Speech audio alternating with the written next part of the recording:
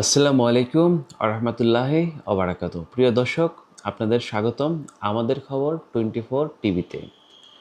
Middle ইস্টে আবারও উত্তেজনা তীব্র আকার ধারণ করেছে। হরমুজ প্রণালীকে ঘিরে নতুন করে উদ্বেগ তৈরি হয়েছে। এদিকে যুক্তরাষ্ট্র ইরানের মধ্যে পাল্টাপাল্টি বক্তব্য ও সামরিক হামলার তৎপরতা খবরে আন্তর্জাতিক অঙ্গনে বাড়ছে উৎকণ্ঠা। অন্যদিকে মার্কিন প্রেসিডেন্ট ডোনাল্ড ট্রাম্প ইরানকে কড়া ভাষায় সতর্ক করেছেন। প্রথমে আসি আমরা হরমুজ প্রণালীর বিষয়টি নিয়ে। ইরানের ইসলামী বিপ্লবী গার্ড বাহিনী আইআরজিসি দাবি করেছে একটি জাহাজ অনুমোদিত নিয়মে অনুসরণ করে চলাচল করছিল, মানে আইআরজিসির অনুমতি ছাড়া তারা সেখান দিয়ে চলাচল করছিল। তাদের ভাষা অনুযায়ী জাহাজটির বিরুদ্ধে ব্যবস্থা নেওয়া হয়েছে, ক্ষেপণাস্ত্র হামলা করে জাহাজটির বিরুদ্ধে ব্যবস্থা নেওয়া হয়েছে।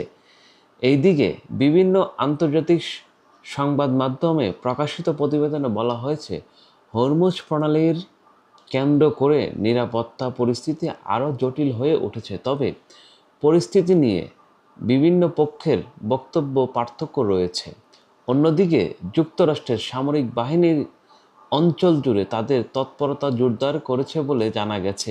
ইরানের কয়েকটি এলাকায় বিস্ফোরণের খবর পাওয়া গেছে। এসব ঘটনার সব তথ্য এখনও স্বাধীনভাবে নিশ্চিত করা যায়নি। তবে ইরান এবং যুক্তরাষ্ট্রের যে পাল্টাপাল্টি যুদ্ধ বা পাল্টাপাল্টি আক্রমণ সেটা যে অব্যাহত রয়েছে সেটা কিন্তু নিশ্চিত করে বলা যায়। কিছুদিন আগে তাদের মধ্যে একটি চুক্তি হয়েছিল, সেই চুক্তিকে দুই পক্ষ থেকেই মানে এক ধরনের শীতলভাবে মেনে নেওয়া হয়নি। মানে মনে মনে তাদের একটা ছিল আর বাস্তবিক অর্থে ছিল আরেকটা। তারা বিশ্বকে দেখাচ্ছিল যে আমরা শান্তি চুক্তিতে সবার সবার সামনে দেখাচ্ছে আমরা পৌঁছে গিয়েছি, কিন্তু বাস্তবিক অর্থে কেউ তাদের অবস্থান থেকে সরে আসেনি। অন্যদিকে যুক্তরাষ্ট্রের সামরিক বাহিনী অঞ্চল জুড়ে তৎপরতা বাড়ার এবং জোরদার করার কারণে ইরানের আইআরজিসি বিপ্লবী গার্ড বাহিনী তাদের অবস্থানও তারা শক্ত অবস্থান তৈরি করে রেখেছে। তারা বলছে হরমুজ প্রণালী দিয়ে তাদের অনুমতি ছাড়া কোনো জাহাজ সেখান দিয়ে চলাচল করতে পারবে না। আর হরমুজ প্রণালী হচ্ছে এমন একটি গুরুত্বপূর্ণ স্থান যা বিশ্বের জন্য অনেকটা ক্ষতিকারক। আমাদের মতো দেশ যারা আছে, ইন্ডিয়ার মতো দেশ বা অন্যান্য যে দেশগুলো আছে, তারা নিঃসন্দেহে ক্ষতিগ্রস্ত হচ্ছে। আমরা নিঃসন্দেহে ক্ষতিগ্রস্ত হচ্ছি কারণ আমাদের তেল আমদানি করতে হয় আরব দেশগুলো থেকে। আর সেই আরব দেশগুলোর যে রুট ব্যবহার করা হয় সেটা হচ্ছে হরমুজ প্রণালী, শর্টকাটে আসার জন্য। আর সেই হরমুজ প্রণালী আইআরজিসি এবং যুক্তরাষ্ট্র দুজনেই যাদের স্বার্থের বিরুদ্ধে চলে গিয়েছে কোনো দেশ, তাদেরকে তারা অ্যাক্সেস ওইভাবে দিচ্ছে না। অন্যদিকে এদিকে এদিকে মার্কিন প্রেসিডেন্ট ডোনাল্ড ট্রাম্প বলেছেন তাদের বা যুক্তরাষ্ট্রের স্বার্থের উপর কোনো হামলার চেষ্টা হলে তারা কঠোর জবাব দিবে। তিনি দাবি করেন যুক্তরাষ্ট্রের সামরিক বাহিনী প্রয়োজনে প্রস্তুতি নিয়েছে। মানে যুক্তরাষ্ট্রকে তো সমস্ত পৃথিবীতে এক নাম্বার একটি সামরিক শক্তি হিসাবে বলা হয় বা এক নাম্বার সামরিক বাহিনী হিসাবে বলা হয়। কিন্তু এখন ডোনাল্ড ট্রাম্প দাবি করেছেন তিনি তার দেশ অথবা তার দেশের যে বাহিনী আছে তারা খুব শক্তভাবে প্রস্তুতি নিয়েছে, মানে ইরানকে শায়েস্তা করার জন্য। বিশ্লেষকদের মতে হরমুজ প্রণালীর বিষয়ে বিশ্বে সবচেয়ে গুরুত্বপূর্ণ জ্বালানি পরিবহন পথগুলোর একটি।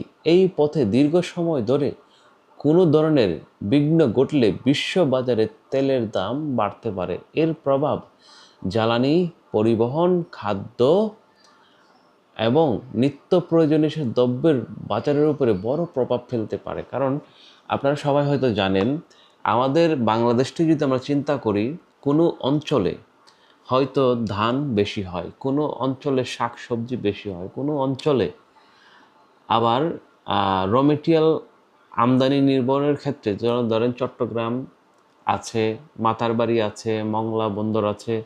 এই যে পুরো সিস্টেম, এই সিস্টেম কিন্তু এই তেলের উপর নির্ভর। এই তেল ছাড়া আপনি কিন্তু লোডিং আনলোডিংয়ের কাজ করতে পারবেন না, স্পষ্ট ভাষায় যেটা আমি আপনাদেরকে বলছি। তবে সব মিলিয়ে মধ্যপ্রাচ্যের পরিস্থিতি এখন অন্তত স্পর্শকাতর। সামরিক উত্তেজনা বাড়বে নাকি কূটনৈতিক আলোচনার মাধ্যমে সমাধানের পথ তৈরি হবে, সেটি এখন বিশ্ববাসীর নজরে। আপনারা হয়তো জানেন ইরান এবং যুক্তরাষ্ট্রের মধ্যে একটি শান্তি চুক্তি হয়েছিল 60 দিনের জন্য। কিন্তু যখন আমেরিকা বুঝতে পারছে যে সমস্ত শর্ত তাদের পক্ষে চলে, মানে ইরান এই শর্তের মধ্যে ইরানের লাভবান বেশি, তখন যুক্তরাষ্ট্রের যে পার্লামেন্ট আছে সে পার্লামেন্টে আলোচনা হয়ে মানে অনেক পার্লামেন্টারি সদস্য তারা বিরোধিতা করেছে। এখানে সব কিছু ইরানের পক্ষে গেছে। আর স্পষ্টত ইসরায়েল প্রথম থেকে এর বিরোধিতা করেছিল, কিন্তু ডোনাল্ড ট্রাম্প একতরফাভাবে সেই চুক্তি করে চলে যায়। কিন্তু সেই চুক্তিটাকে বাস্তবায়ন করতে ডোনাল্ড ট্রাম্প ব্যর্থ হয়েছে। এই ধরনের গুরুত্বপূর্ণ আন্তর্জাতিক সংবাদ, সর্বশেষ আপডেট আপনি যা দেখছেন বর্তমান অবস্থায় বাংলাদেশে এবং আন্তর্জাতিক বিশ্বে বহু দেশ আছে যাদের অবস্থান খুবই নাজুক। আমাদের মতো দেশ জ্বালানি না থাকলে আমাদের দেশের কী অবস্থা হবে তা একবার যদি আপনি মনে মনে কল্পনা করেন আপনি বুঝতে পারবেন। কারণ আমরা চাই না অন্য দেশের প্রভাব আমাদের দেশে পড়ুক, কিন্তু না চাওয়া সত্ত্বেও আমাদের সেটা মানতে হয়, কারণ আমাদের সেই জ্বালানি নেই। তবে আমরা যদি এক্স্যাক্টলি কিছুটা আমদানি নির্ভরতা কমাতে পারি গ্রিন এনার্জি ব্যবহার করে, যেমন গ্রিন এনার্জি হচ্ছে আমাদের যে বাসা বাড়ি আছে বা সোলার সিস্টেমের আওতায় নিয়ে আসি আমরা, সেখানে ছাদের মধ্যে আমরা যে সোলার প্যানেল বসিয়ে আমাদের গ্রিন এনার্জি তৈরি করতে পারি এবং অবশিষ্ট গ্রিন এনার্জি গ্রিডে যুক্ত করে দিতে পারি, তাহলে কিন্তু আমাদের দেশ জ্বালানি থেকে কিছুটা মুক্তি পেতে পারে। তবে হ্যাঁ, হেভি ভেহিকেল যেগুলো আছে, মানে অনেক লোডের যে পরিবহনগুলো আছে সেগুলো কিন্তু জ্বালানি ছাড়া চালানো অসম্ভব। তবে আমরা যদি ইলেকট্রিক ভেহিকেলে অধিকাংশ মানুষকে নিয়ে আসতে পারি তাহলে কিন্তু আমাদের জ্বালানি সংকট অনেকটা কমানো সম্ভব, যা আমাদের হেভি ভেহিকেলে ইউজ করা খুব ইজি হয়ে যাবে এবং আমাদের জ্বালানি সংকট থাকবে না। তবে আজকের যে আলোচনা আমরা করেছি এই আলোচনা যদি আপনাদের ভালো লেগে থাকে তবে এই ধরনের আন্তর্জাতিক সংবাদ পেতে বা আপডেট পেতে আমাদের খবর 24 টিভির সঙ্গেই থাকুন সব সময়, কারণ আমরা চাই সত্যের সঙ্গে সত্যের সাথে নিষ্ঠার সাথে আপনাদেরকে সঠিক ইনফরমেশন দিতে। ধন্যবাদ প্রিয় দর্শক, সবাই ভালো থাকবেন। আল্লাহ হাফিজ। দেখা হবে নতুন আরেকটি ভিডিও নিয়ে।